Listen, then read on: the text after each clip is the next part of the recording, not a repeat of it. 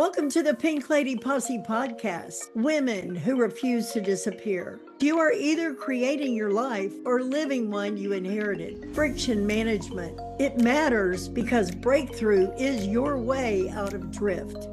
See the drag? Return to say, let's go.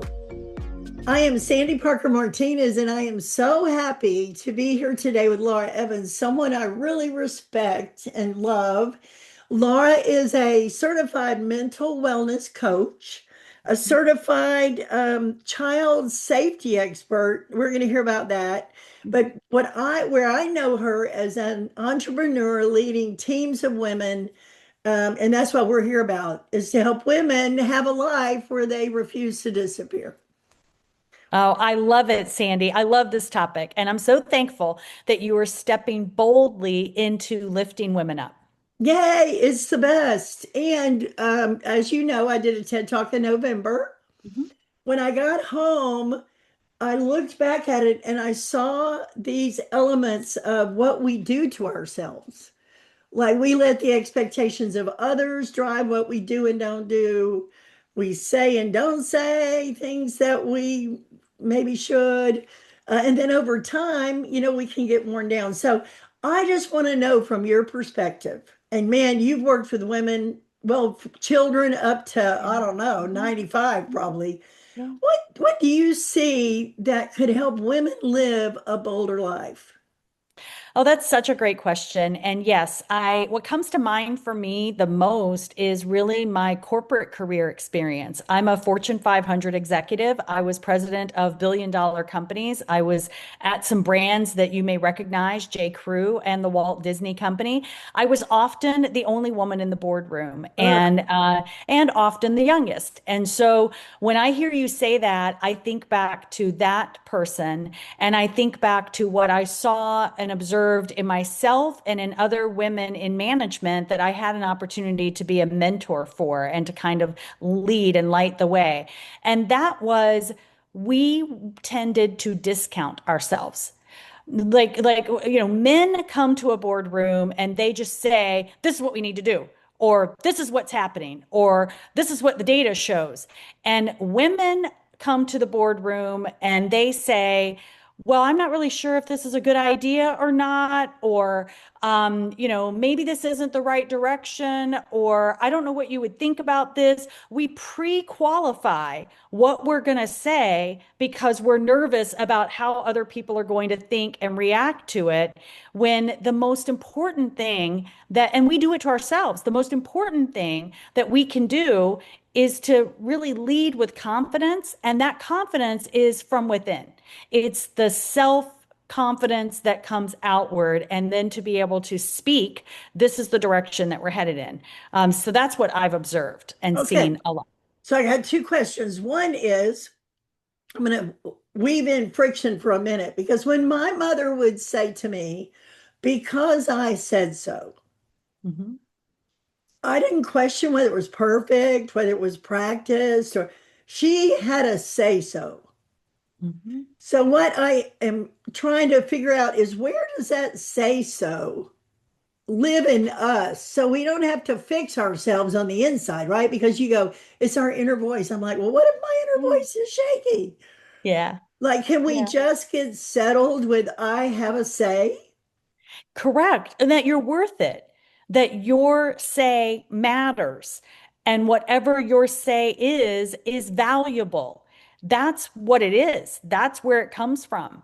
And usually our say in things is from a conviction of experience, something that we've experienced, like a mother protecting a child, or someone that has already walked a road and is steps ahead and can predict and see this is what's going to happen down that path. So it is okay to be able to say what your opinion is or what you think about something just because of your own lived experiences, and that your experience matters and is valuable. Okay, so you're in that boardroom and these men are saying, here's the data, this is what we're going to do. Yeah. I gather from your position, you weren't afraid to say what you thought. Right. Was that right? I'm a quick learner, Sandy. So I listened, I watched, I observed, and I learned the game, and I learned how to be heard and how to be. I learned what mattered and what didn't matter in terms of qualifying. Especially when you're running a business, then you can't base everything on feelings. Something's got to be based on what's the actual data and what are the facts showing. So I learned the importance of how that adds credibility to whatever I was saying. And so I learned to speak more in that type of language, in that type of executive language, where, they all had MBAs and PhDs and all kinds of degrees, and I didn't. I was a college dropout. But I was wise and I understood people and I understood marketing and sales. Well, we were talking earlier about the expectations or I like to say, we either create our life or we inherit one. So many Yeah. of our thoughts were infused in us before we Yeah. even knew it. And then we grabbed some others along the way. And Yeah. so, what expectations or what assumptions do you think those men had in that boardroom about women? Oh my goodness. Well, it's the stereotyping that exists in society. Women are not good at math. The stereotyping that, women are just all about feelings and they lead with feelings, not, which can be a good thing, but not that they're able to make a logical decision. Those kinds of things. Women are, change their mind quickly. They are not committed to something. And women may not know business as well as men know business. All of those kinds of assumptions existed. And, I was less concerned with what they thought than I was, what can I learn from it? How can Mm. I take this experience and learn from it and be better? Because I think we are always improving and being better. And I'm just so grounded and rooted in who I am, a child of the king, a daughter of the king, and a woman of impact. I just feel like I've always been told that, seen that, felt Wow. that. Thank goodness for a wonderful mom that, spoke that into me and good friends that were around me, that I just am less concerned about what others think as I am about what's going on with me and how can I learn better and do better. Boy, that's so inspirational. I was telling you this story about my gas light. I went to Austin last week and I saw my gas light come on and I'm like, it just goes bing. I mean, nothing dramatic. But man, I said, "Oh my gosh, I'm almost 70. How can I go on a trip and not know I need gasoline?" And then I looked down and it's 40 miles to go and I got plenty of gas. But that what I went through, it's just a sign. That That's little right. sign is not disappointed in me. That's I'm right. not a bad driver because I need more gas. I just need more gasoline. That's right. But sometimes things happen and we go in this inner world of what we make out of it. And that's what I want to liberate women from is seeing Yeah. something like a gaslight or something like data or something Yeah. like a look Right. and not make it mean so much about us. Yeah, I spent a lot of time working with a neuroscientist and understanding about our neural pathways that are, like these ruts or these well-traveled highways in our brain that is by creation and design to protect us in a survival mode. But in today's environment, those can be off center. Like our brain will associate an experience like that gaslight coming on with something that we did in our past and disappointed our parents, and we were called out for it. And so immediately our brain and our neurotransmitters are sending a signal to us that we're a disappointment. And we are not a disappointment. That is not who we are and what we are. That is just a sign. So I've learned, and she used to teach, she teaches that, take captive your thoughts, just like it says in the Bible that we were encouraged to do. And I do think, by the way, some of my nonchalantness, my not caring what other people think comes from my studying of Jesus and how much he really didn't care what everybody else thought. And I figure if it's good enough for him, then that's good enough for me. So I'm thankful for the Christian education that I had growing up and how it's benefited me far more than I ever appreciated at the time. Yeah, I But bet. what I was saying is, she teaches take captive your thoughts. And just because you think a thing doesn't mean it's bad or that you're bad, that it's okay that thoughts are fleeting and you can think a thing, but to immediately do a disruptor to that neural pathway. And one example is stop. She just teaches if you catch yourself thinking that and beginning to associate something or a judgment of yourself, say stop, stop it. That's not the truth. That's not who I am. And then redirect, just as if you were at a stop sign and you were turning right or left. And it's a it's a hokey little thing, but actually I really think it works for people. Is the fact that you think it doesn't make it bad and doesn't Or make it true. true. It doesn't make it true, not at all. But what you can do is you can take captive the thought, stop it, literally stop it. I heard someone else teach that she treats it as like it's like a little demon, and she squishes it like a bug. Oh, And how that when she funny. sees and thinks of it, she squishes it like a bug, because we have power and authority over these things, and then redirects. So I love what you're doing, empowering women to help identify that those patterns, those thought patterns are normal. They happen to every single one of us. The difference between folks that are achieving and coming through it are able to take it captive and to stop it and to redirect it versus spiraling into it and letting it control you. Well, you don't know it, but you just set me up for the whole tomato on friction because it's not a little demon, but it is a little thing. I mean, Yeah. in my mind. And the other thing is, it happens so fast that to stop it is really beginning to notice it and stop it, right? It's like Yeah. you have to learn a pattern of that. So Mhm. my phrase around friction is see the drag, what's Mhm. putting drag on your momentum, or see the what Yeah. happened and Mhm. return to your say. Yeah. So it's like the redirect that you just spoke Yes. about. Yeah. So one of my clients, she's big about her son. I mean, she raised him by herself and he's her whole world. And he was coming over for Easter. And we Mhm. were doing a little assignment about friction. And I said, where can you imagine friction might show up in this Mhm. time with your son?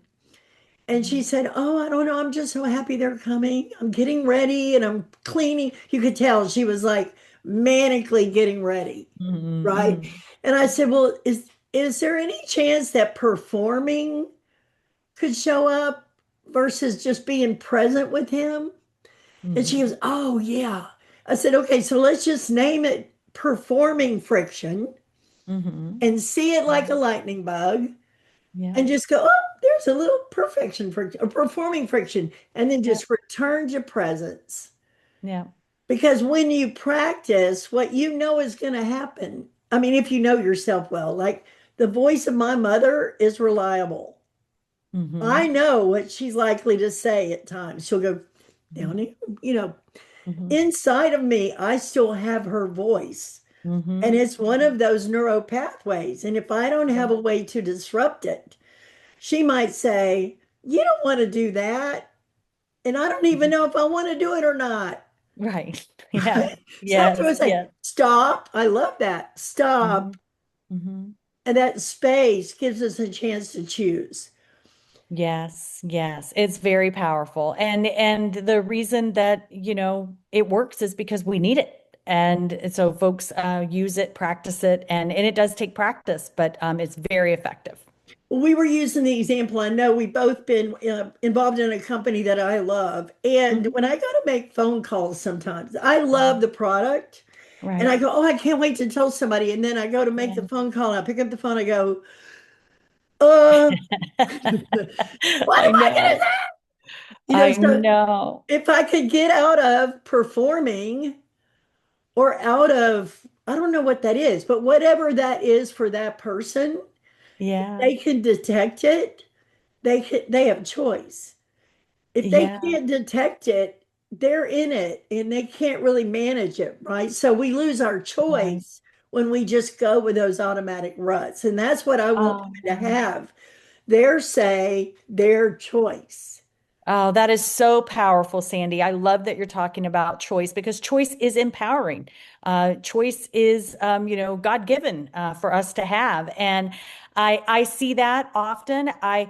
Most of the time, I believe that that's fear coming up. And I will tell you, when I went from working in a corporate world to working from home as my own entrepreneur and building my business, and I was faced with reaching out to people. And I love people like you. I love I people. know. I get my energy from people. I love being around people. I love learning from people. I'm not afraid of people. And I thrive off that. But I'm telling you what, the dishes in the sink never looked so interesting to me as it did when I started building my own business. It's like I couldn't walk by the kitchen without the dishes calling me. If there was laundry that needed to be done, I would do anything to avoid making a phone call or Mhm. reaching out to someone. And Mhm. then I finally had to just face myself of why is that? Why is that? And for me, what it came down to was fear of rejection. I was afraid of what if I don't have the right words to say?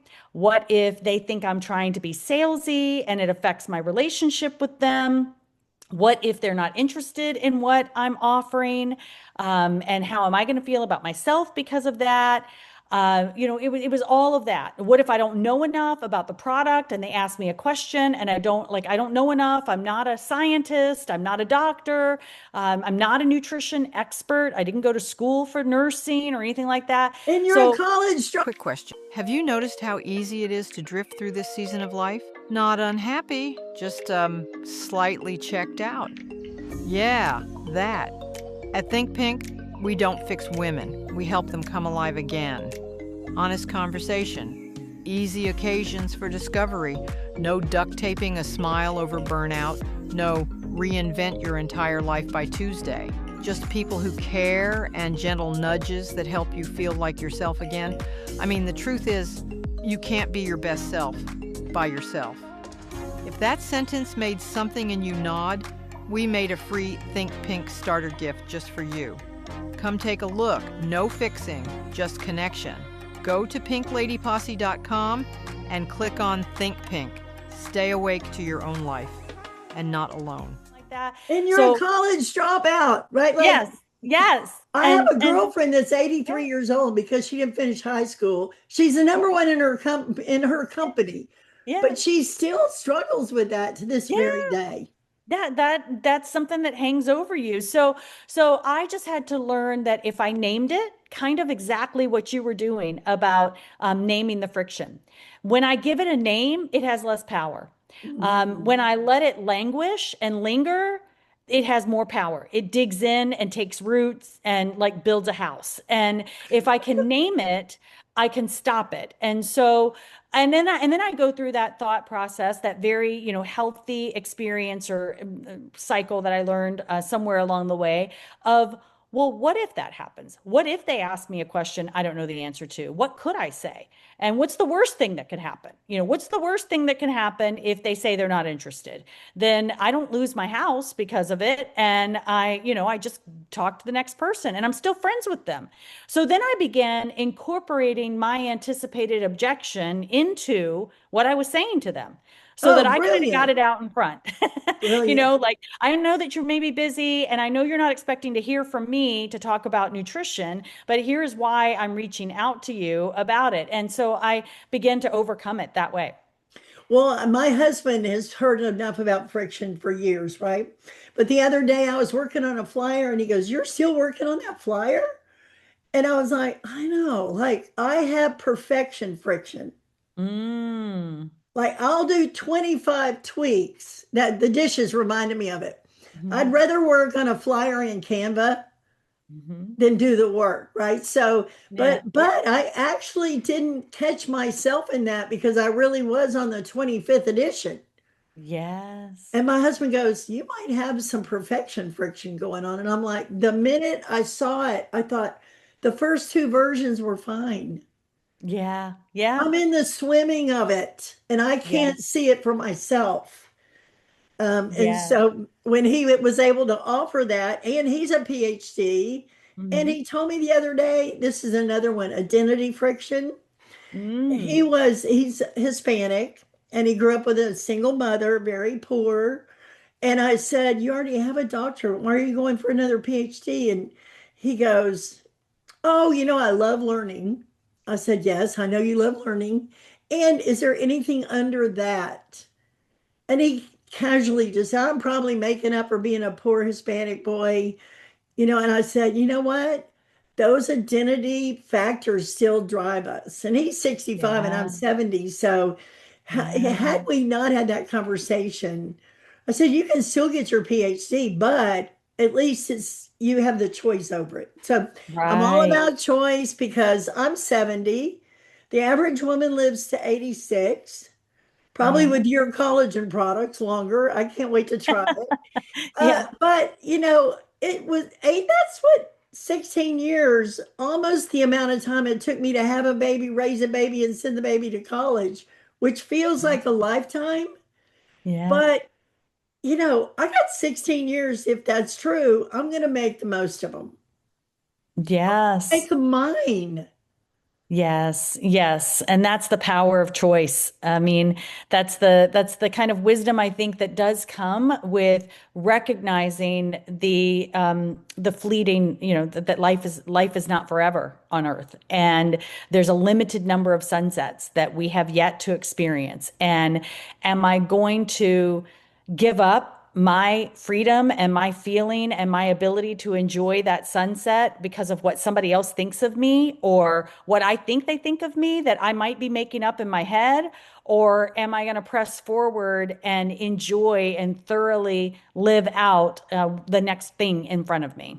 Not only that, but the impact you can have. Correct. So Hmm. speaking of impact, I Yeah. know that you are an advisor for children. Yeah. Tell me about that. And because, Sure. life does happen. Yes, yes, it certainly does. We are blessed with four amazing children who are all grown now and doing very well. And we've got three grandkids. And yes, the grandparenting's wonderful. It's delightful. So during our time of raising children, one of our teenage daughters attempted suicide. And that was a real wake-up call. It was an outcry for us that made us aware. She came forward and told us that she had been sexually abused and trafficked by our next door neighbor, which was a trusted neighbor, no one that had ever been in any trouble with the law at all, most popular dad in the neighborhood.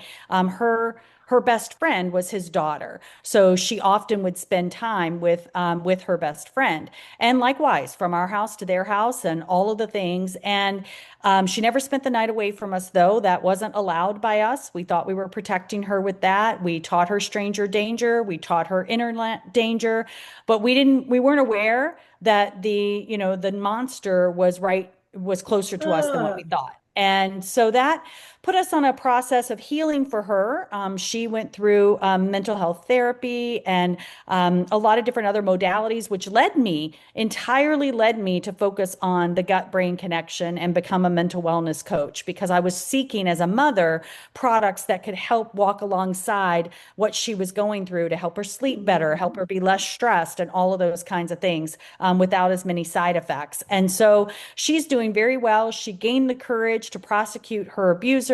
After 3 years of on again, off again court cases, we did ultimately get justice in that case, and they will never hurt any children again. So we praise the woo! Lord for that story. It's God's story of redemption and restoration.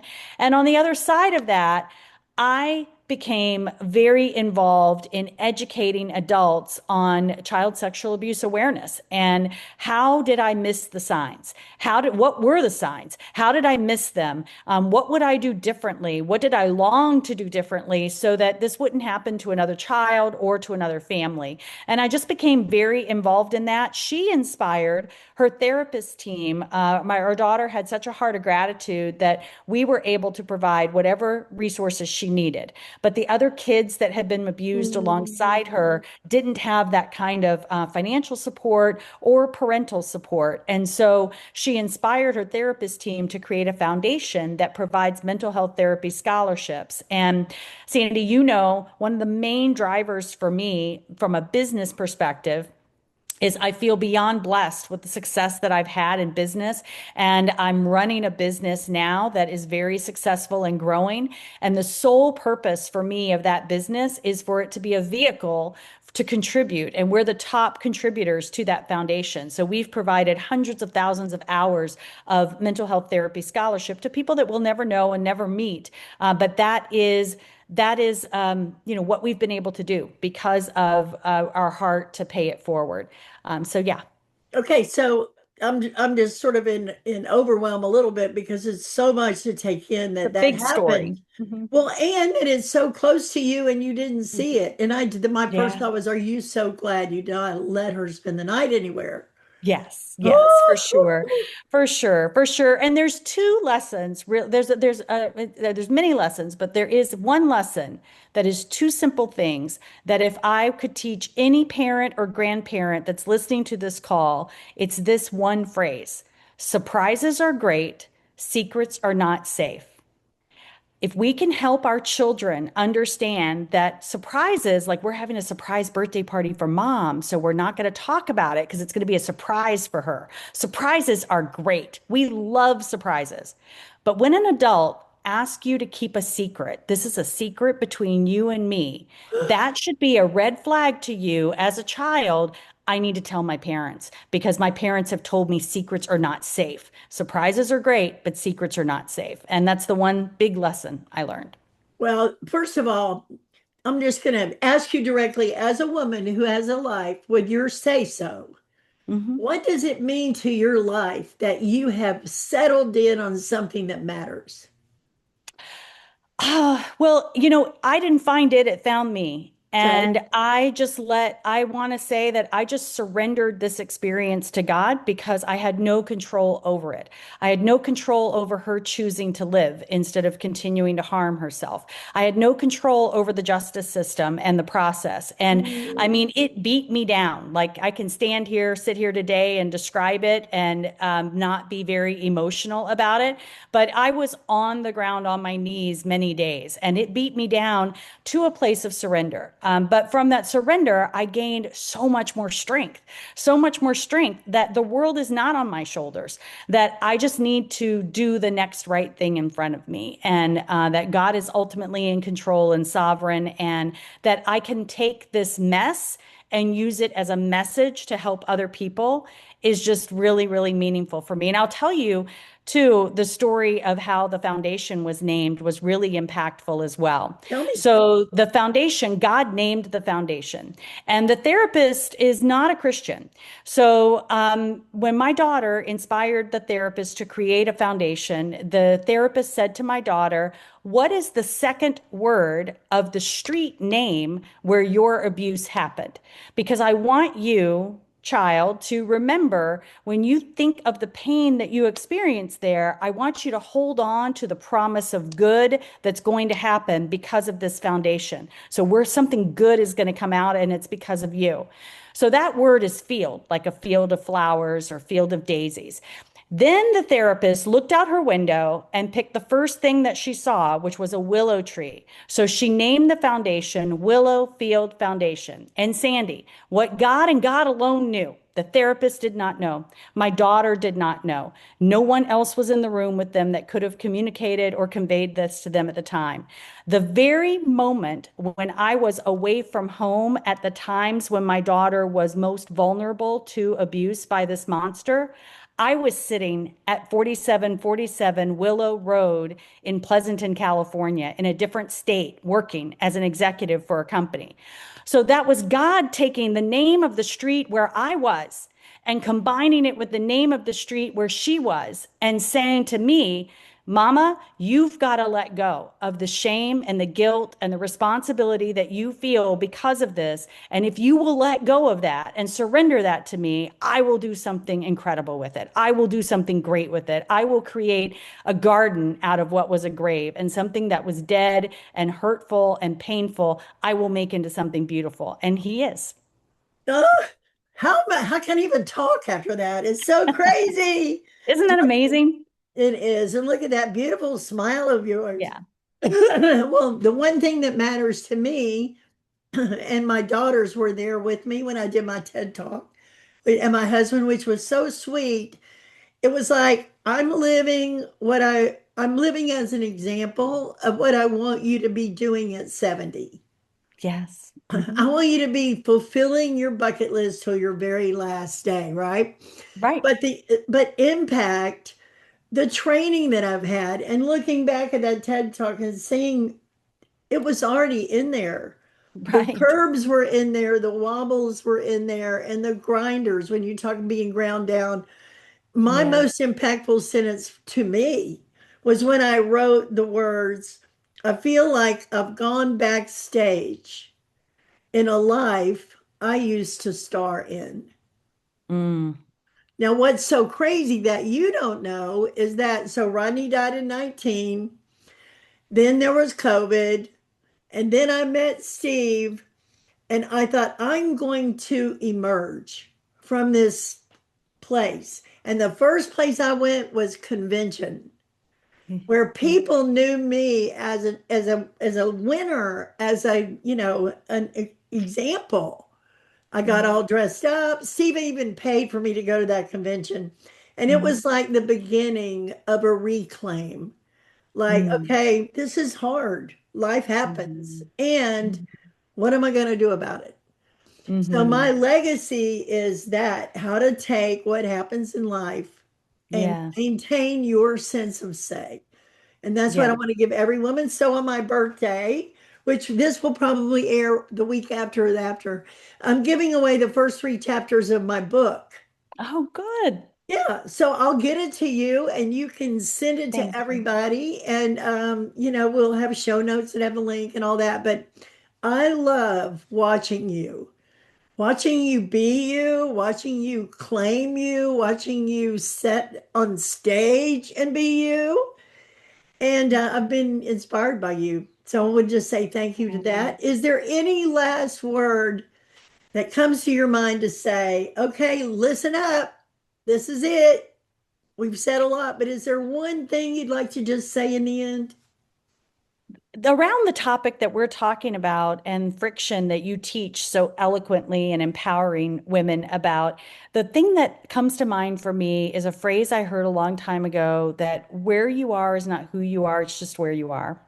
Mm, And that has always stuck with me throughout what we were going through as a family, throughout what I went through with marriages that didn't work out, through business. I mean, everyone knows that a career and even as an entrepreneur, building a business is full of ups and downs, and that's normal. But learning to not claim your identity with what other people say about you because their praise is fleeting, and also just that the location or the circumstances don't define who you are.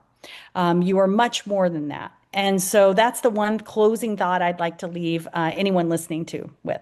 well, Laura, I met you, I think, at that convention. Yeah, yeah, And here we are years later, and I I'm know. just so thankful and grateful that I was able to pick you out of the crowd because you had the biggest heart.